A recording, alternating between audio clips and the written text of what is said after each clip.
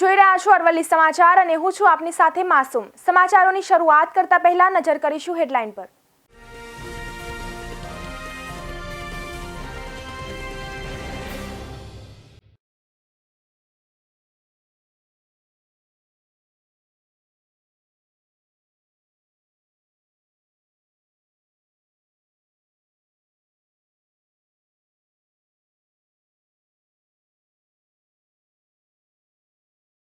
દરિયાકાંઠાના વિસ્તારોમાં માવઠાની વકી 24 કલાક ઉત્તર મધ્ય ગુજરાતમાં વાદળિયું વાતાવરણ રહેશે। રાજ્યમાં નલિયા 15 ડિગ્રી સાથે સૌથી ઠંડુ શહેર।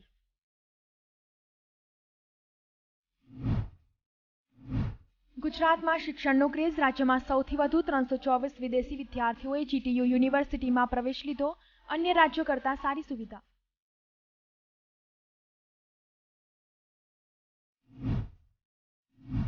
ધનતેરસથી લાંબ પાંચમ સુધી કોરોનાથી એક પણ મૃત્યુ નહીં, નવા કેસ પણ ઘટ્યા।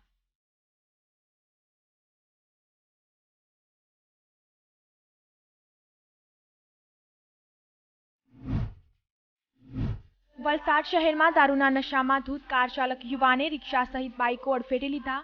વલસાડ શહેરમાં દારૂના નશામાં ચકનાચૂર બનેલા યુવાને કાર ચલાવતા 4 થી 5 લોકોને લીધા અડફેટે।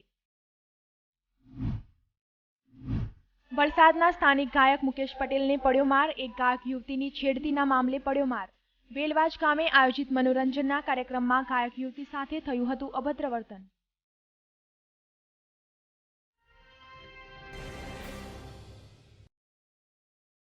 ગુજરાતના વિવિધ નગરપાલિકાઓના મુખ્ય અધિકારીઓની સાગમેટે બદલીઓ કરવામાં આવી છે।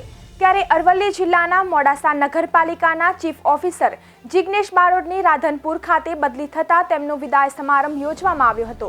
તો નગરપાલિકાના કોન્ફરન્સ હોલ ખાતે આ વિદાય સમારંભમાં નગરપાલિકા પ્રમુખ, ઉપપ્રમુખ, કોર્પોરેટરો સહિત પાલિકાના કર્મચારીઓ મોટી સંખ્યામાં ઉપસ્થિત રહ્યા હતા। આ સમારંભના મુખ્ય મહેમાન તરીકે નવનિયુક્ત મુખ્ય અધિકારી સંજયભાઈ પંડ્યા પણ હાજર રહ્યા હતા। સાથે સંજયભાઈ પંડ્યાએ વિધિવત રીતે ચાર્જ સંભાળ્યો હતો। ડિપ્રેશનની અસરથી 24 કલાકમાં રાજ્યના વિવિધ વિસ્તારોમાં માવઠું થવાની શક્યતા છે। ખાસ તો રાજ્યના દક્ષિણ ગુજરાત, સૌરાષ્ટ્ર, કચ્છના દરિયાકાંઠા વિસ્તારમાં માવઠું થઈ શકે છે, જ્યારે ઉત્તર મધ્ય ગુજરાતના વિવિધ વિસ્તારોમાં વાદળિયું વાતાવરણ સર્જાશે। ત્યારબાદ અમદાવાદ સહિત રાજ્યમાં ઠંડીમાં ક્રમશઃ વધારો થવાની પણ સંભાવના હવામાન વિભાગે વ્યક્ત કરી છે। તો મંગળવારે અમદાવાદનું મહત્તમ તાપમાન 34.4 ડિગ્રી અને લઘુત્તમ તાપમાન 18 ડિગ્રી નોંધાયું હતું, જેને પગલે બપોર દરમિયાન સામાન્ય ગરમી રહ્યા બાદ સાંજ પડતા વાતાવરણમાં ઠંડક વધી હતી।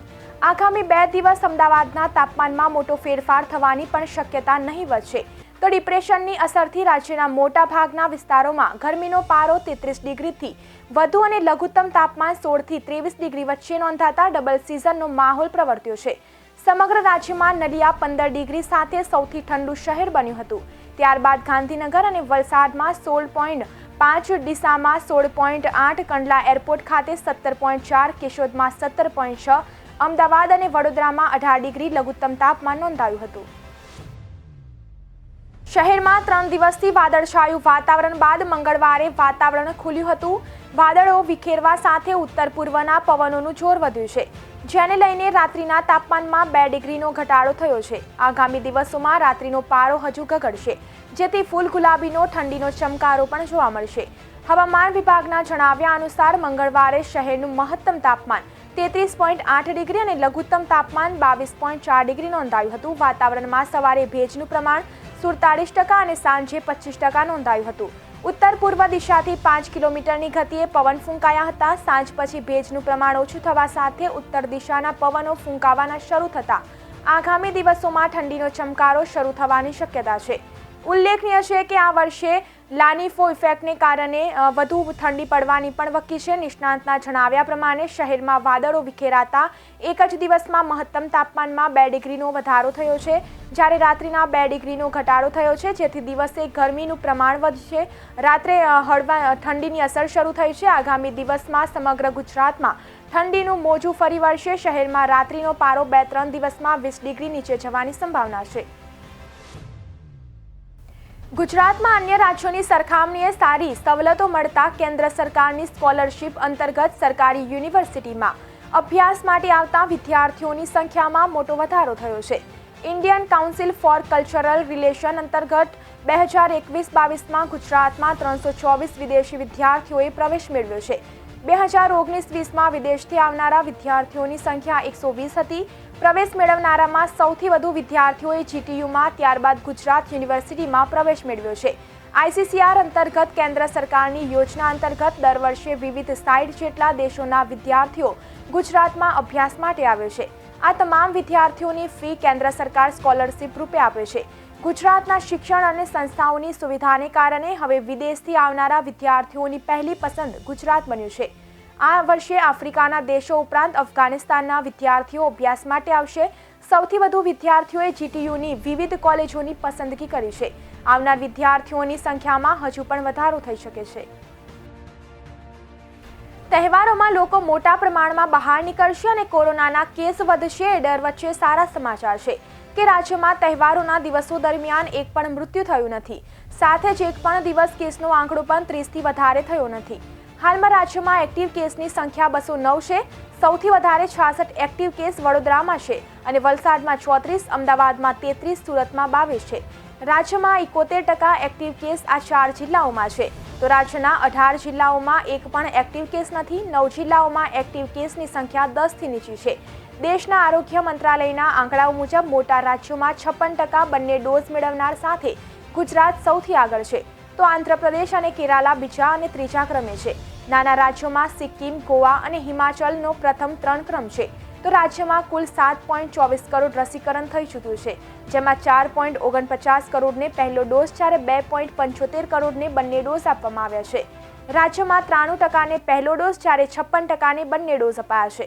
ઓક્ટોબર મહિનામાં કોરોનાથી 7 લોકોના મોત થયા હતા, જ્યારે નવેમ્બરના 9 દિવસમાં એક જ મૃત્યુ થયું છે.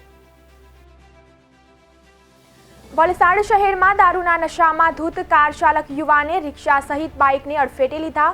વલસાડ શહેરમાં દારૂના નશામાં ચકનાચૂર બનેલા યુવાને કાર ચલાવતા 4 થી 5 લોકોને અડફેટે લીધા.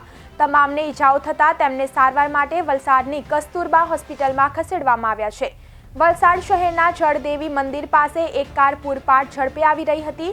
તે દરમિયાન દારૂ પીધેલા કાર ચાલકે રિક્ષા અને મોપેડ ચાલકને અડફેટે લેતા રિક્ષા અને મોપેડને નુકસાન થયું હતું, જેમાં રિક્ષામાં સવાર 3 જેટલા વ્યક્તિઓને ઈજા થઈ હતી. ત્યારબાદ રોડ સાઇડ પાર્ક કરેલી મોપેડને પણ અડફેટે લઈ મોપેડને 100 મીટર સુધી ઘસડી ગયો હતો. કાર અડફેટમાં આવેલા તમામને સારવાર માટે વલસાડની કસ્તુરબા હોસ્પિટલમાં ખસેડવામાં આવ્યા હતા. ઘટનાને પગલે સ્થાનિકોએ કાર ચાલકને બહાર કાઢતા તે દારૂના નશામાં હોવાથી જેને લઈને પીધેલ કાર ચાલકને સ્થાનિકોએ મેથી પાક આપ્યો હતો. સમગ્ર મામલે વલસાડ પોલીસને જાણ થતાં પોલીસ ઘટના સ્થળે દોડી આવી હતી. વલસાડ સિટી પોલીસ દ્વારા વધુ તપાસ હાથ ધરાઈ છે. વલસાડના સ્થાનિક ગાયક મુકેશ પટેલને માર પડ્યો છે.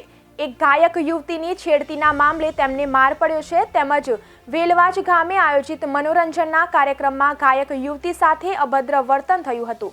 તો છેડતીને લઈને સ્થાનિક યુવાનો અને પીડિત યુવતી હાઈવે પર આવી મુકેશ પટેલને બોલાવીને માર માર્યો તેમજ માર મારી માફી મંગાવી. તો સમગ્ર ઘટનાનો વિડીયો સોશિયલ મીડિયામાં વાયરલ થયો છે. મુકેશ પટેલ દ્વારા યુવતીને માફી માંગવામાં આવી છે. શિનોર તાલુકાના માંજરોલ ગામે ખેતરમાં આવી ચઢેલા મહાકાય કદ ધરાવતા અજગરને વાઇલ્ડ લાઇફ ટ્રસ્ટ માલસર ભરત મોરે અને શિનોર વન વિભાગની ટીમ દ્વારા સુરક્ષિત રીતે રેસ્ક્યુ કરી સલામત સ્થળે છોડી મૂકવામાં આવ્યું છે.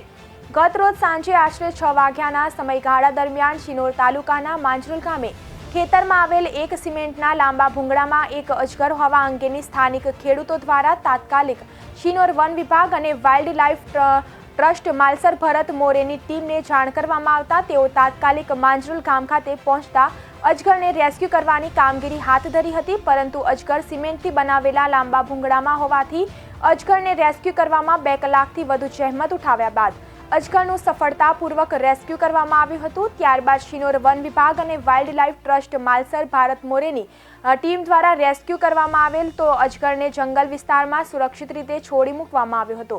માંજરોલ ગામે ખેતરમાં આવી ચઢેલા અજગરને વાઇલ્ડ લાઇફ ટ્રસ્ટ માલસર ભરત મોરેની ટીમના સભ્ય હિતેશભાઈ અને ઋત્વિકભાઈ તેમજ શિનોર વન વિભાગની ટીમ દ્વારા રેસ્ક્યુ કરવામાં આવ્યું. સરાહનીય કામગીરીને સ્થાનિક ખેડૂતો દ્વારા બિરદાવવામાં આવી હતી. તો બુલેટિનમાં બસ આટલું જ. વધુ સમાચાર જોવા માટે જોતા રહો અરવલ્લી સમાચાર, એટલે તમારો વિસ્તાર, તમારી વાત.